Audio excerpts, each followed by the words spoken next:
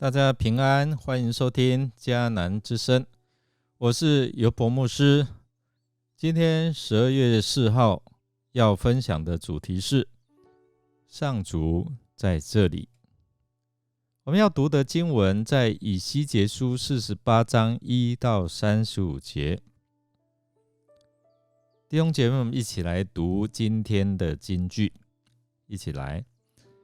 城墙四周一共长9000公尺。从今以后，这城要叫做上主在这里。以西结书48章35节。以西结书最后一章里面提到上帝所应许的土地，让人得享福气的应许地，也是分别为圣的土地。然后在这城里面是上主同在，所以叫做上主之城。以西结最后一章最后一节最后一句，他说到从今以后，这城要叫做上主在这里。和本他是说从此以后，这城的名字必称为耶和华的所在，也就是我们所谓的耶和华沙玛，主在那里。那上帝全部的工作要达成的终极目标，就是耶和华沙玛。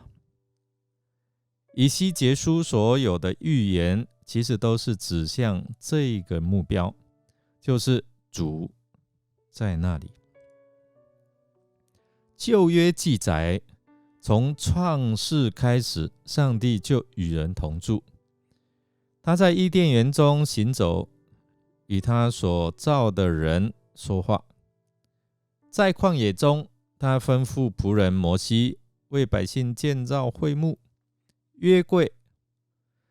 上帝就这样住在他子民的中间，直到大卫及所罗门王作王。所罗门为上帝建造宏伟的圣殿，尽管上帝并不住在人手所造的殿中，他仍与他的子民同在。我们从历史的角度来看，上帝的圣城耶路撒冷虽然在旧约时代已被巴比伦摧毁，但上帝在将来所建立的新城会坚固无比。那城四边都有围墙，每道墙有3个门，全城共有12个门。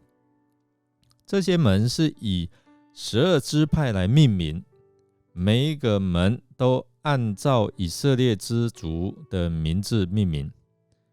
我们来看北墙的3个门是吕便、犹大、利未。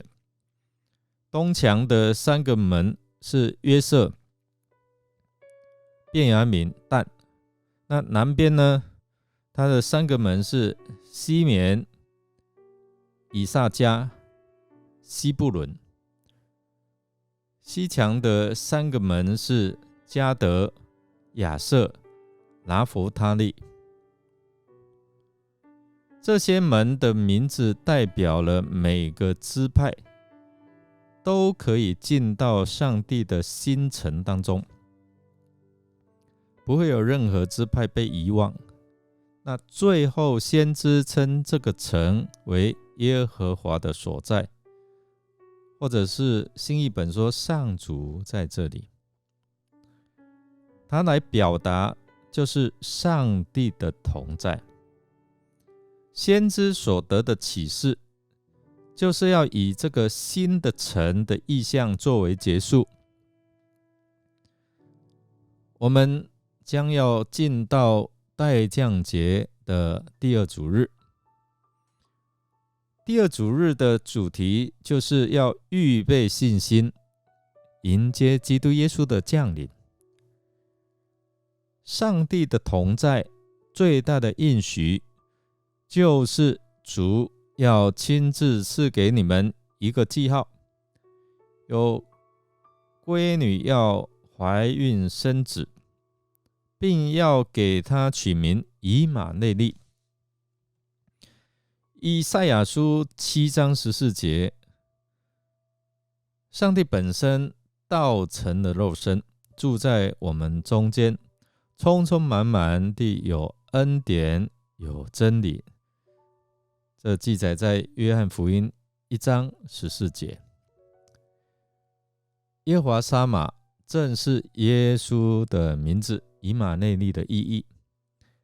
耶稣是上帝住在我们中间的肉身，是上帝与我们同在的实体的彰显。所以在耶稣基督里，上帝要亲自与我们同住。透过这一段的经文，先知的意象反映了上帝不会遗忘每一个愿意跟随和依靠他的人。所以弟兄姐妹，上帝的子民都可以来朝见耶和华上帝，因为上帝应许必永远与他的子民同在。